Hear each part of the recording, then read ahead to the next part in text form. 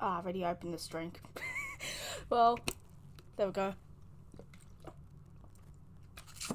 Hello, welcome. Okay, so, hi, welcome back. I was planning for that to be a much more dramatic intro, like, usually I do the can opening, but I've already had my 2 mothers for today, and I don't want to be any more hyper than I am, because then I won't sleep, and I have school tomorrow. Anyway, that problem aside, I was trying to open a new drink, but then I realised I opened it last night, so, yeah, not satisfying, but anyway, hello, welcome, hi everyone. My name is Pen, and welcome to our cozy little corner of the internet. I'm Pen.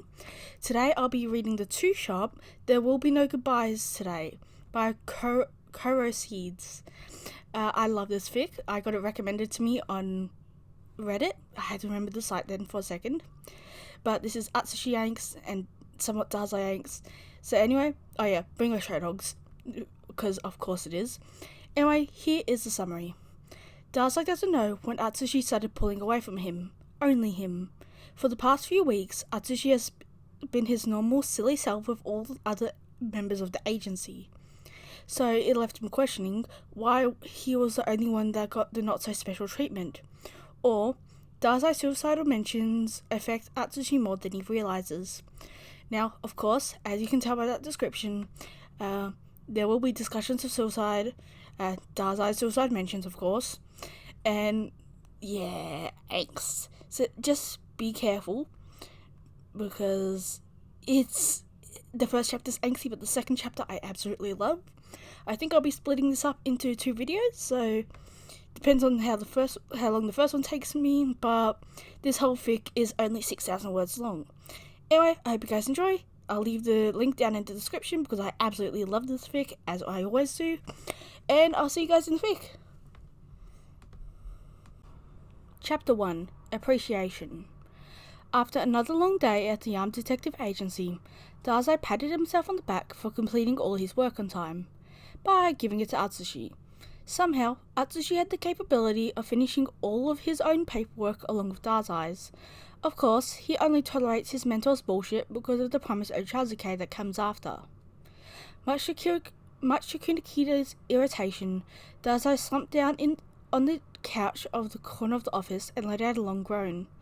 He flung his head back and stretched his feet out in front of him as he grabbed his headphones to cancel out Kunakita's signature yelling. He threw an arm over his eyes and focused on the slow, steady music, bobbing his head slightly to the sound of a song he didn't care to learn the title of. All of a sudden, he felt the other side of the couch sink in that interrupted his minor jamming session. He peeked an eye under his arm and noticed Atsushi resting his head on the arm of the couch. Dazai sat up from his spread-out position, taking off his headphones and resting them on his neck. "Atsushi-kun!" Dazai exclaimed with a wide smile. "How's everything going?" Atsushi raised his head up from the couch and looked up at him. Nothing much, really. I finished your work, by the way, so you're free to go now." Kunakita stopped yelling too. "What have you been doing this entire time, Dazai-san?" Dazai glanced back at his desk and spotted Kunakita grumbling underneath his breath as he organized stacks of paper. "Me? I've been listening to this educational podcast of the overdose epidemic. There are so many lethal chemicals out there. Did you know that opioids relieve pain? A perfect painless way to go out. I suppose I have to give it a try at home, though. Thanks for your help, Atsushi-kun. I knew I could always count on you." "Yeah, it's no problem. I didn't really help that much anyways. I only did all of your work for the past week and a half." "See, you have a noble heart, assisting your elders through their hardships." Dazai leaned over and patted Atsushi on his head, smiling as he returned with a scowl. "What did I ever do to deserve you?" "Dazai-san, please, I don't think I'll be able to keep up with all this work," Atsushi grumbled. "I appreciate you thinking so highly of me, but I can't live up to your expectations. I still haven't even finished my own work for the day. Kyoka is already at home by now, and it's my turn to cook tonight." He abruptly removed Dazai's hand from his head and walked back over to his desk. Dazai watched as Atsushi returned his attention to the overflowing sea of paperwork that Kunakita had yet to review. There was no one else in the armed detective agency other than the three of them. The sun had already sunk beneath the horizon, dimming the sky into a midnight blue. He sat up from the couch, stretching his joints briefly, and made his way over to the window. The stars seemed to be extra bright today. Maybe it was because the street light outside of the building was broken, or maybe it was due to the fact that Dazai never really stopped to pay attention to the beautiful patterns of the stars and planets created across the sky. Earlier in his career as a port mafia executive, he remembered Odasaku mentioning something about what the constellations meant to the ancient Greeks. Beings that once roamed Earth were immortalized into the stars by the god of Olympus to serve as valuable lessons. The Greeks believed these mystical spirits resided in these constellations, watching over mankind. Dazai couldn't help but feel judged beneath the glimmering sky. He extended his neck outside of the window and dangled his arms off the ledge. With the stars watching, he took a deep breath and exhaled. "Hey, Dazai, stop collecting dust for once in your life and take this kid home." Kunakita stormed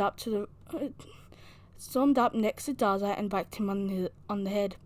"I'm going home, so it's your job to lock up after everyone's gone. And next time do your own damn work." Atsushi just about passed out from pure exhaustion because of its dumb people-pleasing habits that you nefariously take care of. You took him in, so it's your job to also take care of it. Kunakita gestured to a sleeping Atsushi who passed out on his desk. Kunakita gestured to a sleeping Atsushi who passed out on top of his desktop. "Aw, Kunakita-kun, I would have thought the mothering position fit you better." Dazai grins, noticing the dappled polka dot over Atsushi's the draped polka dot blanket over Atsushi's shoulders. He lowered his voice. "You should be more quiet, though, unless you want to wake up your little tiger cub." "Why, you..." Kunakita's face scrunched, and then finally released a sigh. "Whatever, it's too damn late to be dealing with you dumbass. Just take a moment, will you? I'm going to sleep, and you should too. It's already 12 in the morning." "Well, if it's morning ready, why go to sleep? Why go to sleep now?" Kunakita's eye twitched before he decidedly ignored Dazai's comment. "I'm leaving. Don't forget to light 5 candles before bed. It'll give you both qualitative and quantitative sleep and prevent aging and wrinkles." "Is that true?" Dazai leaned closer and prodded. When would I ever lie? Go on, take notes." Immediately, Kunakita whipped out his notebook and began writing. 5 candles for sleep. Prevent sign of aging. I'm messing with you." Kunakita's grip tightened around the pen, breaking it in half. "I'm too tired to deal with your shit." Kunakita made his way over to the door and reluctantly grumbled a good night, before leaving Dazai to the snores of his subordinate. He looked over to Atsushi's desk, only to find him in the exact same position as before. "Psst, Atsushi-kun, wake up." Dazai placed a hand on Atsushi's shoulder before instantly retracting it after receiving a violent flinch underneath him. "Dazai-san?" Atsushi yawns and blinks up at him before glancing around the office. "Did Kunakita already leave? What time is it? Oh crap, I haven't finished anything yet. Crap. Kunakita's gonna have my head tomorrow." Dazai chuckled and playfully ruffled his hair, noticing how Atsushi ever so slightly ducked away from his touch. "Everyone's already left for the day, and you're forgetting tomorrow's the weekend. Yay, no more work for 2 days. "Not yay, it just means Kunakita-san will hold my execution on Monday." Atsushi glanced over to the clock at the bottom of the computer inside. "I guess I won't be getting any sleep today." Now that's an awful habit to pick up. A boy your age should be sleeping 8 hours a night, but worry not, I will help you finish everything. I'll even take your execution in place of you. As Dazai rubbed the sleep out of his eyes, Dazai reconsidered his previous offer. This is probably my fault, Dazai thinks. Atsushi wouldn't have had to stay in the office if I had done my work. Suddenly, Dazai felt a tug at his subconscious, and he resisted the urge to bundle Atsushi into a blanket sushi roll to force him back to sleep. His hand absentmindedly travelled over Atsushi's hair. Was it always this soft? But again, Atsushi sadly pushes it away with the reasoning of, "You're gonna ruin my hair." Dazai had the impulse to retort, "Your hair was already ruined anyways." But he had a feeling that wouldn't help his case. Dazai didn't know when Atsushi started to pull away from him, only him. For the past few weeks, Atsushi had been his normal, silly self with the other agency members, so it left him questioning why he was the only one who got the not-so-special treatment. He must have somehow wronged him in some sort of way. Maybe Atsushi was overwhelmed with the actual workload. Maybe he just had enough of Dazai's antics. Whatever the case, Atsushi's reluctance to interact with Dazai sends a pang into his heart, and Dazai wanted it to stop. "Atsushi-kun, do I make you feel uncomfortable around me? Do you feel uncomfortable around me?" Atsushi startled from his chair and scrambled to meet his eyes. "What makes you say that? Of course not." "Then, if you don't mind me asking, why have you been acting so hostile to me lately?" Atsushi froze, like a cat caught in the middle of a living room surrounded by torn-up furniture.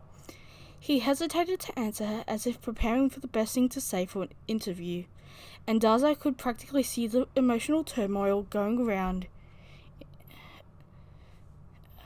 He hesitated to answer, as if preparing for the best thing to say for an interview, and Dazai could practically see the emotional turmoil going around in his mind based on the conflicted expression.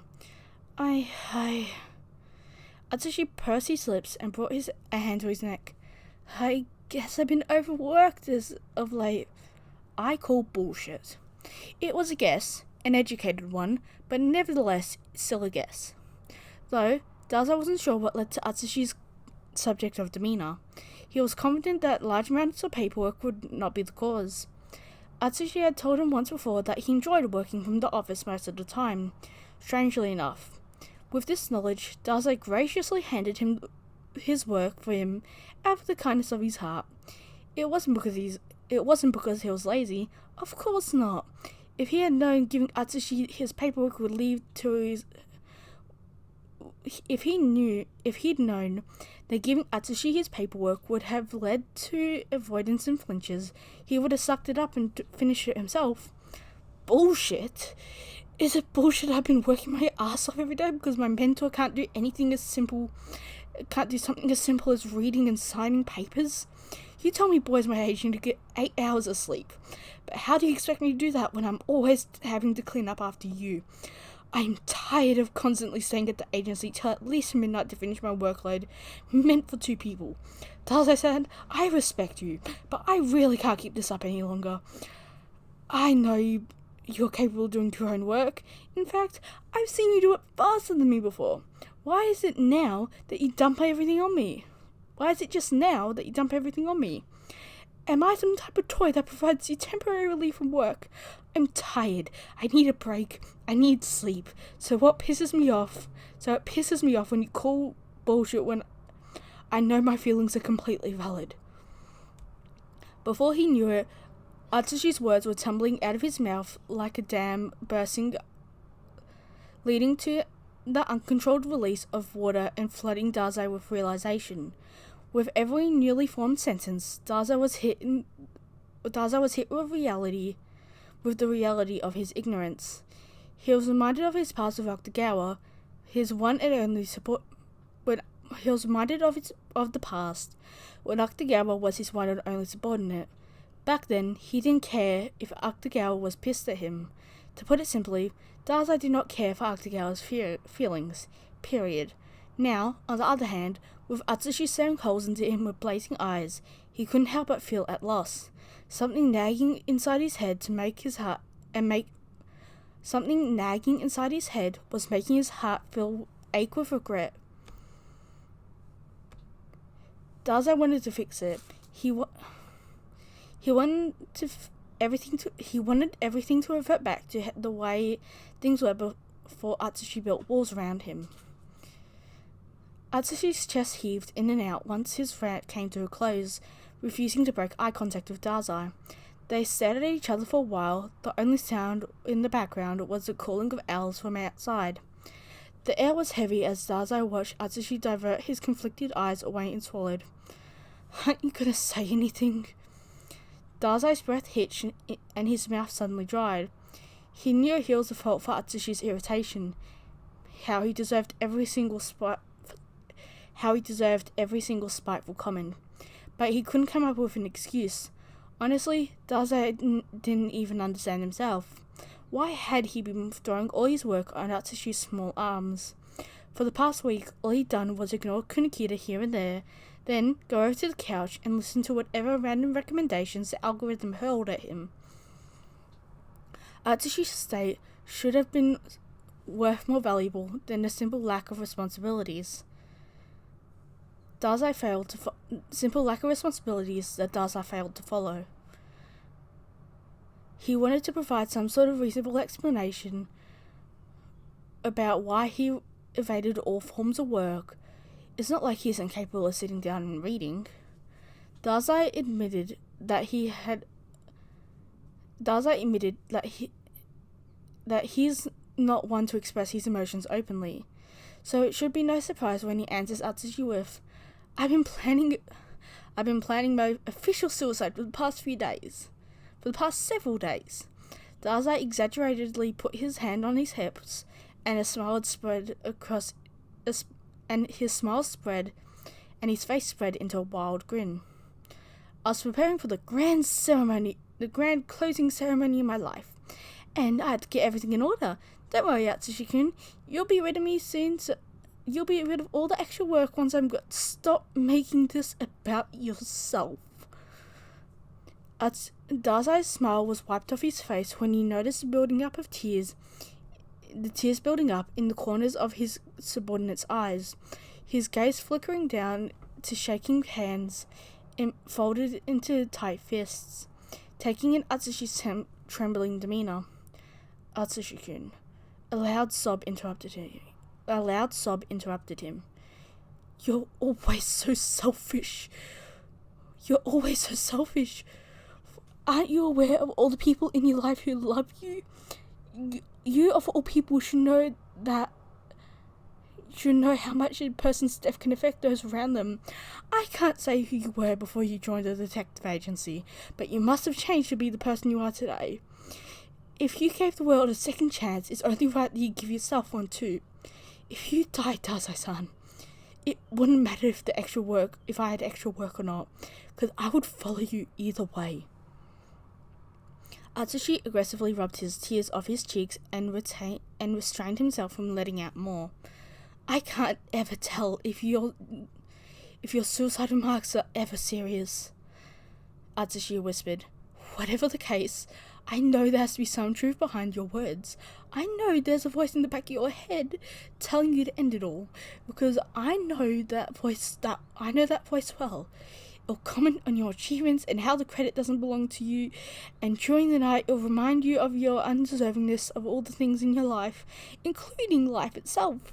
Then, when you enter the office in the morning, it'll mutter about being the burden to you'll inevitably bring to the ones you love. He looked up at his mentor through puffy eyes and gasping for breath. Before he could comprehend anything else than Dazai's speechless expression, he was pulled into a gentle embrace, almost as if he was nervous about initiating physical contact. Is this okay? Atsushi let out a choked affirmative hug and burrowed his face further into his chest. It was awkward It was awkward at first, with neither of the arms really touching or fully wrapping around for a proper hug.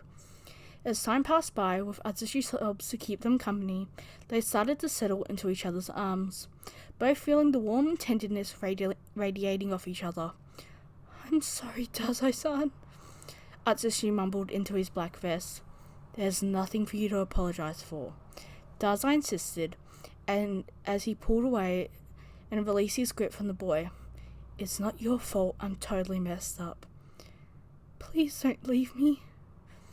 Don't leave me. Please, don't leave us." I won't. Promise, Atsushi-kun. Dazai firmly gripped onto his hand and bit his bottom lip. "Promise me." "Atsushi-kun, I can't promise something like that." Atsushi frantically shook his head into Dazai's shirt, while his breathing began to pick up. Dazai could hear his rapid heartbeat from here.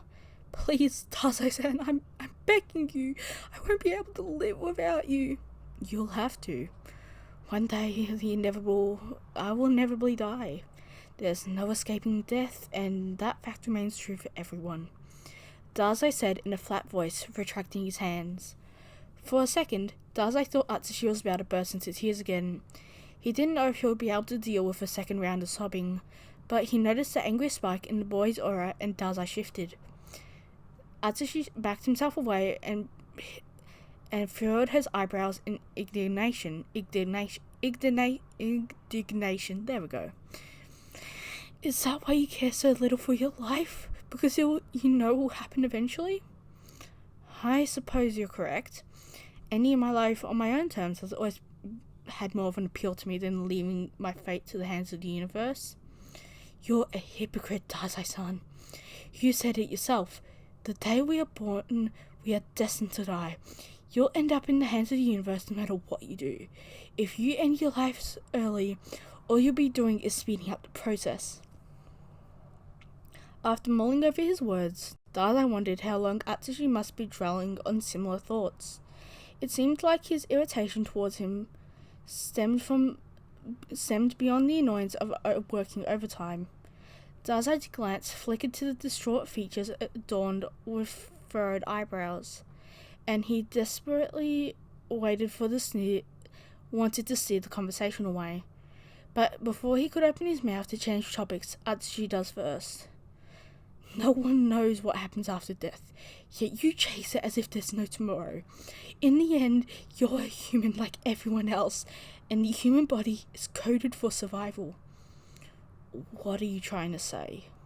Atsushi let out a huff and paused, face twisting in growing frustration. "I care about you too much. It's too early to say my final goodbyes." Dazai breathed out through his nose. He stared in silence for a while and roamed his eyes over Atsushi's increasingly contorted expression. Dazai let out a humorous chuckle. He wanted to die, but clearly Atsushi had something else in mind. Look at you, sabotaging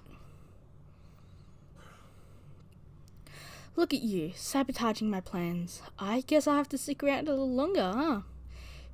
He softened his gaze and ignored the growing ache in his chest, shifting into what would be called a gentle smile. He recalled their first meeting.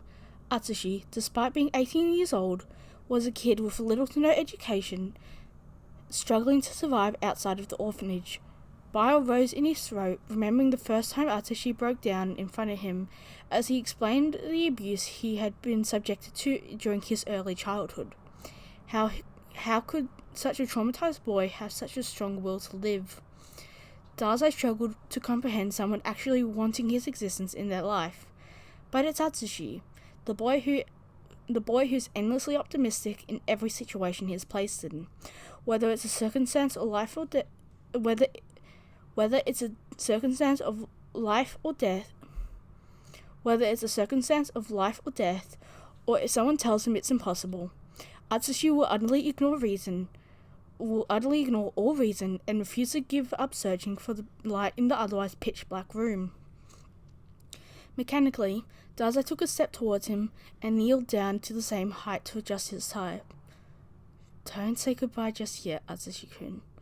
We'll make more memories. We'll make more memories together tomorrow and in years to come. Bringing up an arm to his face, Atsushi wiped furiously at his cheeks and gave him a watery smile in return. I'll hold you to that then. Okay, everyone. That was so heartbreaking, but that was the first chapter, the first half, of There Will Be No Goodbyes Today by Koro Seeds. I loved this, and if you're feeling sad, I hope you're watching this in the future, like 2-3 days in the future. I'm going to upload this today, and I'm probably going to record the second chapter after I finish editing this chapter. But anyway, I'm going to post it in a few days, so it's not just bombarding you with videos. But anyway, the next chapter is so much more wholesome. You guys will love it, but I nearly cried in this chapter. If you couldn't tell midway, my voice genuinely cracked. I'm usually pretty good at doing the voice cracking, but that really got to me. And I've already read this, by the way. I've already read all 6,000 words of this, and God, it broke my heart. And this time it broke it too. Actually just saying the words out aloud, it was just holy shit, it was sad. Anyway, I hope you took care of yourself. I'll leave some information in the description below for any suicide preventions and stuff like that. I've got a lot of countries, not a lot, like 5 countries in the description below for emergency health services, not services, but for suicide lines, suicide hotlines and stuff. So anyway, please take care of yourself. If you did watch this video and you have those thoughts, please seek help. And please take care of yourself. I'm not joking. Take care, everyone. Enjoy your day.